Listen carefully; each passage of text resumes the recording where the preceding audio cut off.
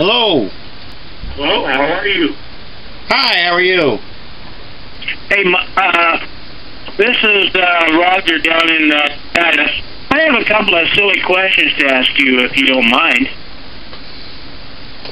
Well, okay, if they're silly questions, I really got is, okay, you have eliminated more crap than anybody else I've seen on YouTube and telling people the straight stuff. That I appreciate, over. Oh, well, thank you very much. Thank you very much for the compliment. I don't have it all figured out yet, but, you know, everything I do get figured out, I try to keep everything as simple as possible with stuff that you can just find on, you know, virtually any, you know, your local Myers or your local store. I appreciate it anyway, and I thought I would just tell you, you don't know what a service you're doing as many other people do. The straight facts are a wonderful thing, and anyway, I'm getting about a 15-second delay on your signal here. I'm phoning, obviously. Right now I'm running an electric keg with a 2-inch still on it. And I have learned that some recipes, even, I love your grape recipe as long as you do only 5 gallons. You try to make it 10, it don't work too wonderful. Have you got a cure for that, over? No. What was your question exactly now? The type of still that you're using in regards to what? Okay, I'm using a pot still. Okay, pot still. Well, virtually everybody in the world uses a pot still of some kind. You know, you only have a pot and a coil. There's basically no other type, unless you're experimenting. And I've seen some pretty weird experiments. What are you doing exactly with 10 gallons that you were doing different with 5 gallons? Okay, I just basically doubled your recipe, and that's where I ran into my problem. I tried to keep the temperature straight on your, you know, your grape brandy recipe, which is wonderful. Don't get me wrong, it's so wonderful as long as you only do 5 gallons. But when I tried to double it up, that's when I ran into a few little problems. Know that I watched the temperature to make sure it didn't go over 85 degrees. You know, like I said, I'm running a 13-gallon keg with a 2-inch pot still. Yes, it's stainless, but I'm running copper inside of it. And I'm using a 4,500-watt electric thing to make it work. And I'm sorry if I'm boring you with all this, but I'm really curious. What? Okay, you're running your little 2-gallon special, and it works perfect for you. Okay, when I try to size it up, bad things happen. That's what the question I'm asking. Well, really got me baffled, because it doesn't really matter on the size. You got a 13-gallon still. It might be offhand, you know, all I can think of would be a difference in heat. Heat makes a big difference in everything.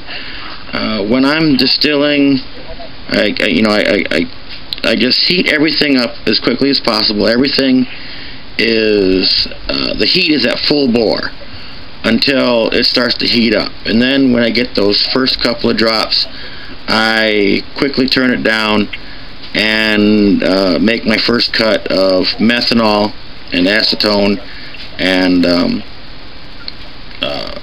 get that out of the way. Then when I start the actual collection, then what I do is I just taste it. I'm tasting the whole time. And when I'm actually collecting the heart, if I don't like the taste, all I have to do is just tweak the flame down a notch. And if I still don't like the taste, I tweak it down just a little bit more until I'm happy with what I have. So the only thing that comes to mind between running 5 gallons and 10 gallons would be the amount of heat that you're using. And I don't know how adjustable your still is. Okay, I'm gonna ruin your day here. I'm at 4,500 feet, obviously altitude, but I'm getting my first drops coming out at about 168 degrees. And I take it up to about 175. That's as high as I take it. You know, on plain sugar, and if I'm using the garbage, okay, you know what I'm saying here, the so-called super yeast. Okay, I've gone to Red Star because I can't stand the taste of the other. The turbo yeast. That I appreciate you telling us way back when. Okay, I hope I'm not confusing anyone, and tell you what, I'll get out of the way and let some other people have at it here. Well, no, there's only 2 viewers on here right now, you being one of them, and the other guy, if the other guy has a question, he can just tag team in and give me a little heads up on the chat room display. So I want to get your question. I want to get your answer. Get your answer's question as best as possible. Okay. Well, okay. I'll give you a little crazy background here. I worked for 40 years as a industrial electrician working on industrial furnaces. So I know how to make heat. I have a dual controller set up where I'm running SCR basically through amperage, and then I'm also running temperature. I can go either way. I've tried both ways. And, okay, yes, I went a little crazy. But I sit there and watch these guys, you know, that are selling things. And I get a little burned out at them because I can build a dual system for $150. And these clowns are wanting $500 or $600 for an electric system. It kind of makes me very unhappy. Over. Oh yeah, I hear you there. I mean, you've seen what I've done with less than $100, and people, you know, they sell almost, well, not the exact same thing, but the exact same capacity for $300, $350. Oh, I've recently seen them go down to around $200, and I asked the guy who was selling a pot that I like. It was a soup pot, just like mine, only he had the conversions done on it where the lid locked down and it had a rubber seal. And I said, hey, how much for just the soup pot without your coil? Because I already got my own coil. And he's, oh, $100. I'm like, well, okay. Well, considering a good soup pot costs good money, and you know, it's the price you got to pay if you're going to do this. If you don't know how to do it yourself, then I guess you got to pay the money. I didn't mean to get us off on a tangent here. I do apologize for that. And oh no, you're all right. You're all right. I have tried to do the due diligence and watch all the, you know, all the due diligence that where you check this, you check that, and you go for this, and you go for that. They're all lying out their butts, and that kind of, you know, you're the fresh, okay, you're a breath of fresh air. And I wanted to give you kudos for that if nobody else does. Over. Hey, perfectly fine. I'm here to talk about, I mean, if you want to switch the subject and talk about aliens, you know, I'm perfectly fine with that. You know, whatever you want to talk about, you know, it's fine with me. You stop apologizing. You know, I didn't know what the hell I was doing when I first started this, and I started 20 years ago. No internet. Just me and a friend bouncing ideas off each other's head, and I probably made all the worst mistakes you could probably do in making a pot still, and it was like probably less than a gallon. I think I duct taped the top down and drilled holes and put components in with JB cold weld, and you know, I probably broke every rule in the book, and but yet here I am. All that work back then is paying off now. I just have a head start on it from these other guys, and I use my brain in trying to analyze what I'm doing and breaking down this information for you guys. Well, you're doing a good job of it, and I do appreciate it. You know, like I said, I listened to your last week's when the guy was totally confused about what was going on. And, you know, the thing of it is, there's so little real information out there. You go watch on the YouTube stuff, you're getting more garbage, you know, for every good, realistic thing that happens. You're getting 5 guys telling you to make rotten cornmeal or use this turbo yeast because it's the only thing in the world. And I noticed there was a gal over in California, they blew her off the... she was making good moonshine. Her only problem was she flaunted her sexual preference a little too much. They blew her off the saddle. But her Moonshine Academy stuff was great. Over. Oh, really? I'm unaware of this person. There was there's a moonshiner, an actual moonshiner that I'm in sort of contact with. We started communicating with each other, and he watches my videos, and he thinks I'm doing a pretty good job. And I might get him on here in the future. He said he had a terrible cold this week, and if you hear my normal voice to the voice I have today, I'm recovering a little bit myself from a bit of an illness. So yeah, I haven't heard of this person that you spoke of, but yeah, I might find some information, I might not, I don't know. Yeah, well, you know, the whole thing was, I saw this on YouTube, and he or she or whatever was actually pretty straight about how to make moon. I wasn't in love with her still, and this 50-second delay is killing us. I know, I don't usually have this. Well, I assume I answered your question as best I could. Do you have anything else you want to interject here? I know we're supposed to be talking distilling, but do you, this is Mr. Nevada again, do you still play with HHO? Oh, I do. I haven't done it for a couple of years because I've changed gears. So I've got projects, but I haven't been working on them. So, but I can answer you a question on that if you have one. No, I really don't. I was just curious because I watched your videos on that as well.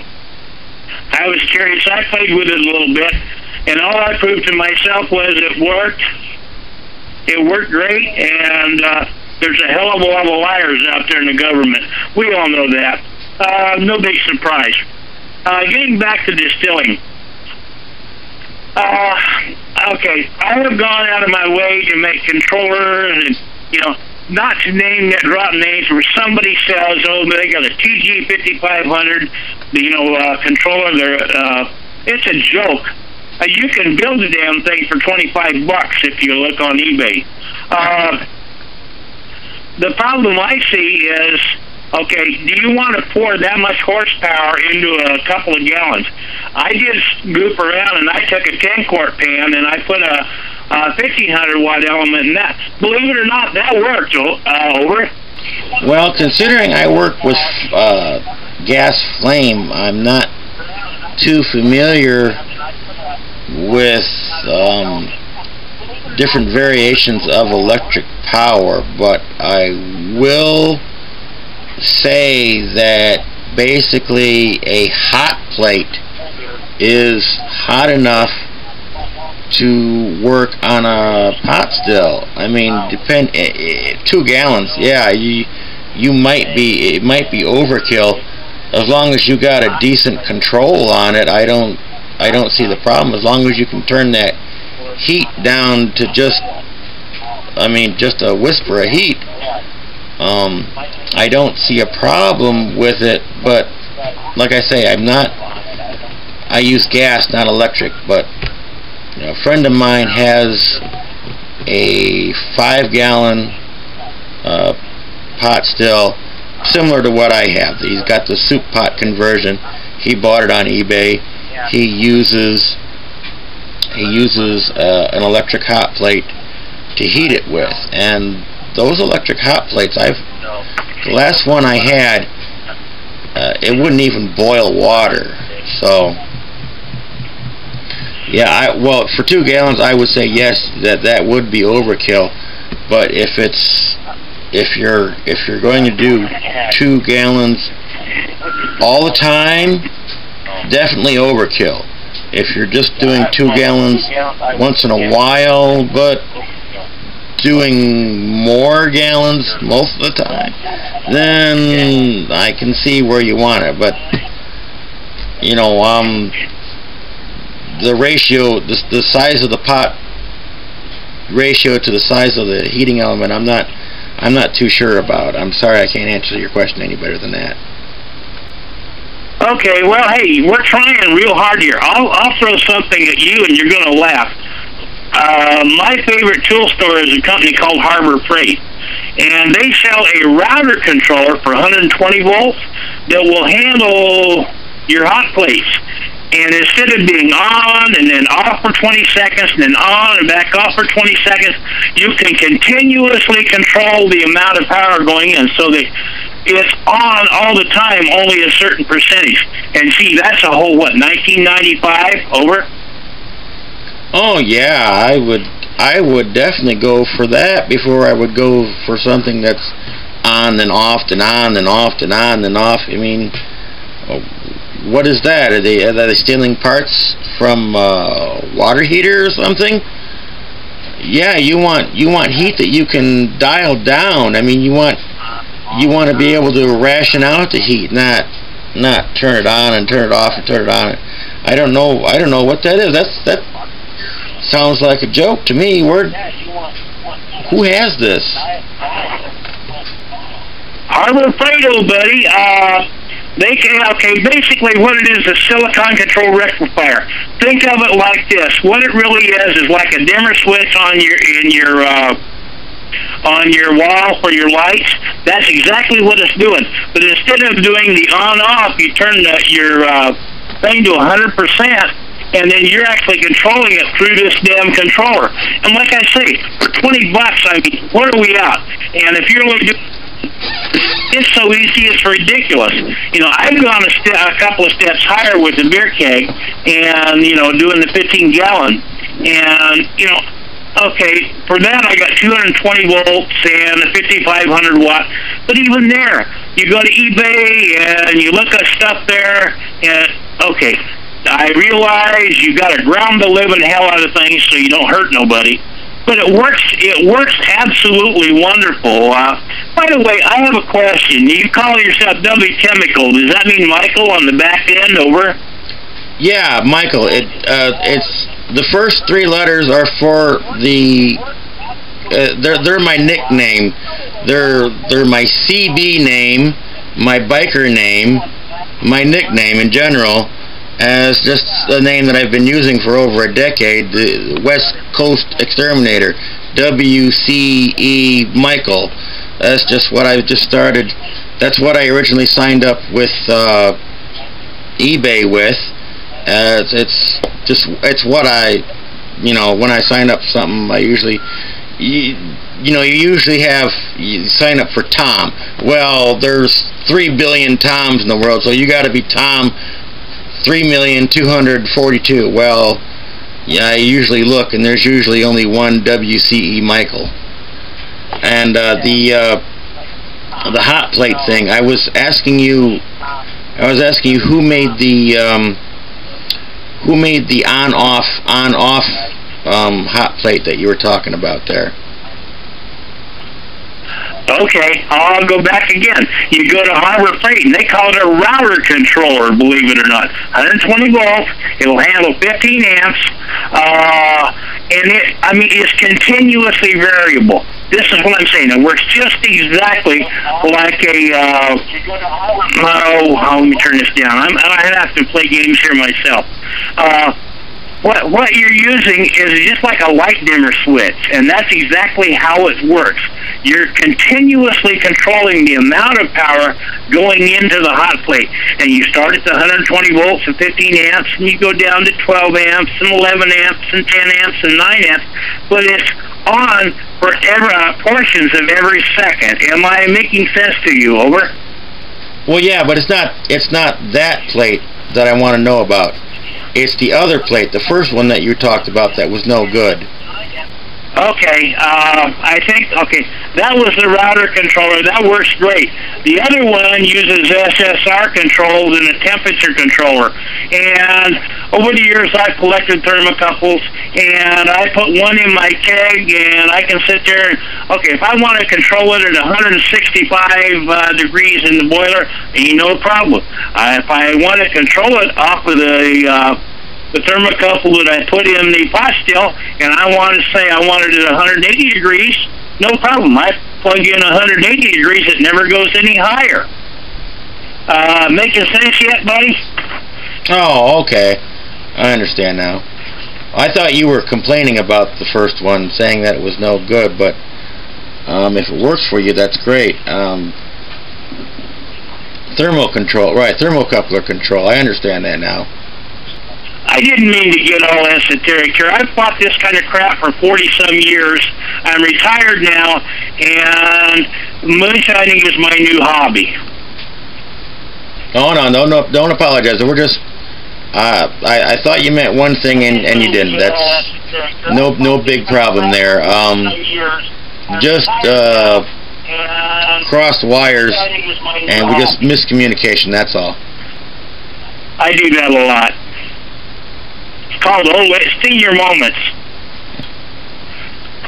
Well, killing but time. Anyway, getting back to the fun stuff here. Some of your recipes are absolutely wonderful. The one I tried, I really got off on. Besides your grape, was using the the one I really got off on was when you used the corn syrup. Man, howdy, that comes out sweet. Over. Oh, it does. That's good. Yeah, that's just a shortcut. Well, actually, it was an actual moonshiner that told me about that. I was thinking about doing that, and the moonshiner friend of mine said, "Hey, you can just do a shortcut and use corn syrup." And I'm like, "Yeah, that's exactly what I was thinking." So, yeah, I came up with that video like, a week later. People have varied results with it because of the chemical processing, I guess, with the corn syrup, but it does seem to work.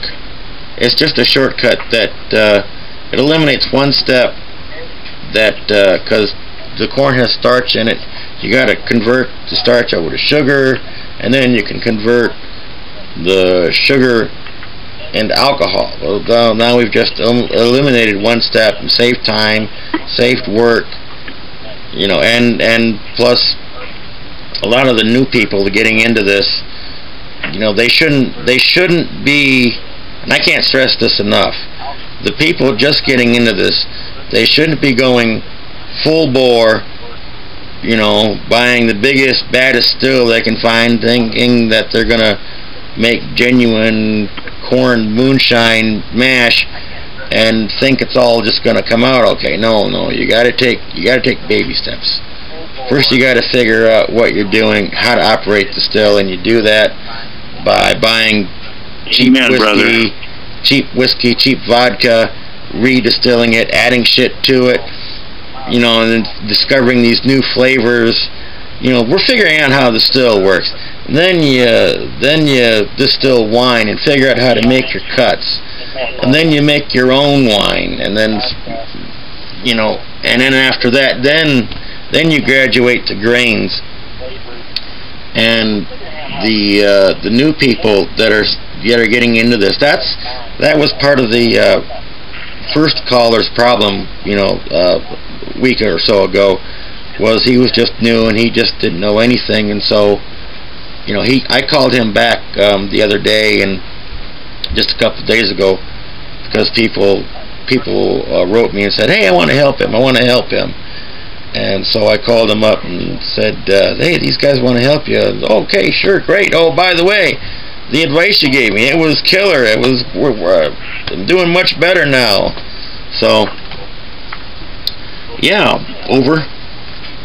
Yeah, it gives you a good feeling when you hear that, and that's what I wanted to get across to you when I first called you, was you're doing one hell of a good job. We need more people out there like you that are telling the straight stuff instead of big old lies about you got to have this super yeast, you got to have this, you got to have that. No, you don't. You can do this on a budget. I go stainless steel on everything because I don't like to run the vinegar through things. You're doing copper. Okay, you got to do the vinegar clean out. All I got to do is run a little soap, you know, a little soap in it, and then rinse it out, and I'm golden. Okay, I'm lazy. Well, I'll do a little extra work to save a few bucks.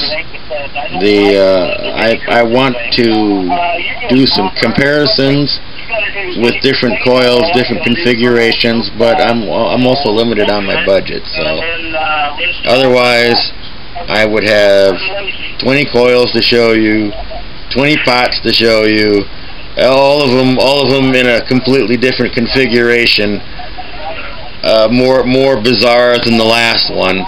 If I can afford it, I'm going to show you guys how the mathematics behind the reflux stills and the thump kegs. Over. Yeah, Mike, thump keg, that, to me, I'm still confused about how that works. As far as reflux, okay, if you've got super fine control on your water, reflux is a no-brainer. It just takes a matter of, okay, how can I turn this down, you know, to the nth degree? Do I have a micrometer on the reflux, the water going to the reflux thing? My thing, really, that I come down to is, okay, all these guys that are selling the big stills, you know, gee, we can name names, but why? You know them, I know them. The whole thing is, they're in business to make money, not to sell us a product we can use. Yeah, you're right. That's one thing I've noticed big time with these people. The people that want you, that all they're doing is, well, they have to stay in business, obviously, but yeah, all they want to do is sell stuff. They don't care if it's right. They don't care if it's wrong. They don't care if it's the best. They don't care if it's the worst. The turbo yeast. I hate turbo yeast. I throw in a spoon, and that's it, just to make sure that I'm trying to get all the alcohol conversion out of everything as physically possible. Other than that, I don't touch it. But then they want you to use a whole bag, which is about 2 cups of yeast on a 5-gallon wash. Then your wash is bogged down with yeast. Whoa, well, now we got this handy little carbon stuff to sell you, to add it in, and then, you know, and then you got to filter it, and then you got to do this, and then you got to do, well, no, you don't need all that stuff. Over. Oh, yeah. I have a 2-syllable word for some of the things they tell us. The first one is bull. You can fill in the blanks. And Mike, I didn't mean to tie up your hour like this. If you got somebody else there, let's get them on. Hey, the idea is here. We're trying to do a forum-like thing, and I understand where you're going with it. I love it. Okay. Well, there's one other guy out there, killing time. The name he's using. If you're out there, give me a little nod here on the chat. And we're still having this 15-second bog. I don't know what the deal is with this. We'll try to get around it, but it works a little better than using the chat room. So, Killing Time, if you're out there, give me a little nod. Well, I'm going to wish you 73's, Mike, and I'm going to back out of here for tonight, so I hope he comes back to you. Over. Okay, it sounds like I'm talking to an old ham radio operator here. 73s and 88s and all them good numbers all over your body, as we used to say in the CB language. I'm not a ham operator, but I have done a lot of CB stuff. Okay, so Killing Time. The channel is open all to you.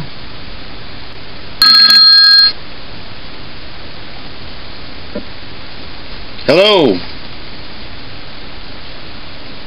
Go ahead with your question. How you doing, sir? I was just wondering, again, I appreciate you doing the webcast and all of that. Just again, for, people being new at this, like myself, I've only been doing this about 6 months. And I just wanted to get your opinion on how to, kind of get more into this instead of doing just the straight corn and sugar type of deal. Okay, you want more input than corn and sugar. Well, there's lots of things that you can distill and ferment. Fruit is a very lovely thing. It's a very easy thing to work. It's sugar with flavor in it, and you should probably do the sugars first, just so you understand the fermentation. Rum is a very excellent thing to start out with. Rum is basically made with sugar cane and or molasses. So a moonshine version of it would allow you to use processed sugar. I'm working on a video right now. If you can either use molasses and sugar, or brown sugar, or all the above, and that will create you, after you distill it, that will create you white rum. And if you age it with wood chips, then you'll have dark rum. And then you can also spice that. You can throw in some spices and orange peels and make spice rum. So there is one thing that you can do right there, and it has 3 different ways for you to do it. The step beyond that is to do brandies, and brandies made out of fruit, and any fruit you get your hands on is workable. I make my brandies out of fruit concentrate. I pick it up for $1 a container at the supermarket. It stays in my freezer forever until I'm ready to use it. Very excellent in taste. And then dried fruit. If you can find dried fruit anywhere, you can, let it simmer in a pot of water for a while, and add that to a sugar wash for flavor. Canned fruit. One of the last brandies that I just made, I was looking for specific fruits, but I had to settle on the way it was in the store. One was a little jug of fruit juice, and another fruit I had to use canned fruit and heavy syrup. And hell, you can even add Kool-Aid or iced tea mix to your sugar wash before you distill it for flavor. There's almost no end to the stuff that you can do to when you're fermenting just sugar. Go ahead. Well, I just noticed I started with a pot still, and actually upgraded to a valve reflux still. luckily. And I just noticed that the difference with the pot still to the reflux, the reflux actually like strips the flavor out of everything. It makes a very neutral spirit. You know, and it's just, and I understand after, you know, distillation to try and age it in a cask and things like that. And that was the other question was, in the main column, there's the Riesling rings, and I was just wondering what your opinion is between using the Riesling ring opposed to using a copper mesh for the condensation of the water as it travels up through the column. Well, I'm not familiar with specific components like the ring that you mentioned, so I really can't give you a great observation on it. However, the science and the mathematics behind it is to get the water to condense first, and really, you really don't need those rings. That let me look this up here first. You said that was a Riesling ring. Can you spell that on the chat? And let me look this up real quick here. Yeah, I believe it's RASCHIG. They're like little ceramic rings that are in the packing, and they're supposed to grab the moisture out of the vapor as it raises. Trying to do some quick research on it. Again, this still was actually gifted to me, so I don't really understand it myself. It's totally new to me. I have ran it a few times, and it's worked out very well. Again, it just made a very neutral spirit. That's all. Okay, so it's made of ceramic, and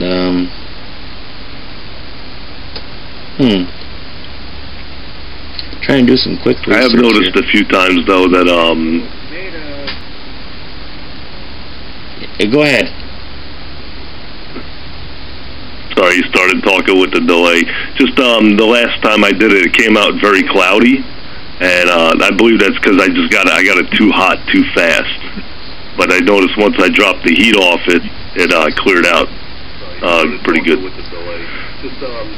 Oh yeah, don't ever keep cloudy moonshine. You can possibly redistill it. That's why first I save in a separate cup, and then when I know it's okay, I'll add it to a main container. So if I ever started having cloudy moonshine or coil puking, then I could separate it from the rest of my main batch. And see, I'm trying to look up here. I'm doing a quick study here on the Riesling rings, and they're made out of ceramic. And I don't know what causes cloudiness. People have been telling me that it comes from when the alcohol is running out of your mash or wash, and some people have told me that it's from having too much heat, and I've also heard that it's from bacteria. So I'm not really sure on one specific reason why moonshine comes out cloudy, but all I do know is that you shouldn't keep it, and you can redistill it at a later date. The quick information I'm gathering on the Riesling rings here is, I don't know, it's just something to give the water to condense onto. Okay, so I'll just run it again. That shouldn't be a problem.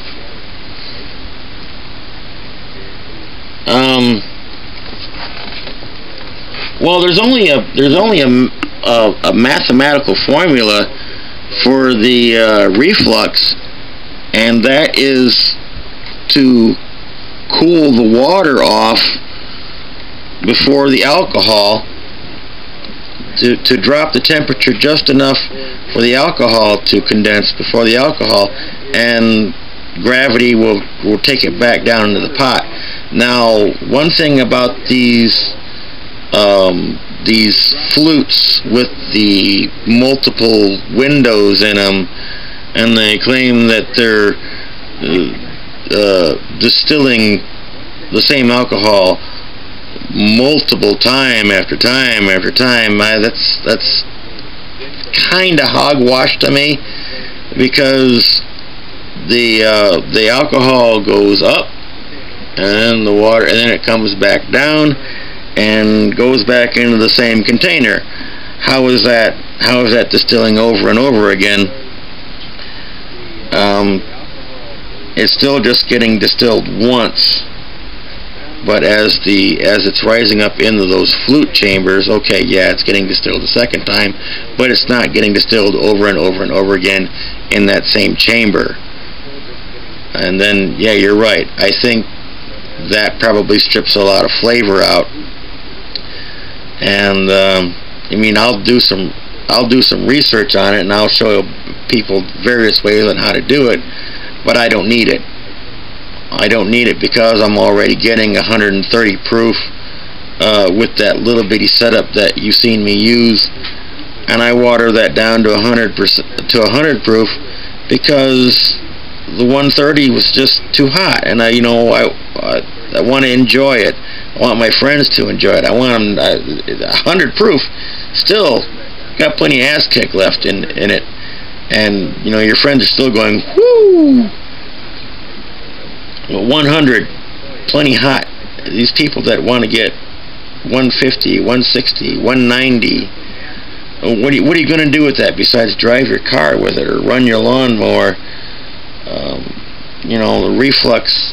It's great. If your mashes or your washes aren't as potent as they need to be, yeah, that's a wonderful thing. But to me, it's overkill. It's just overkill. Go ahead.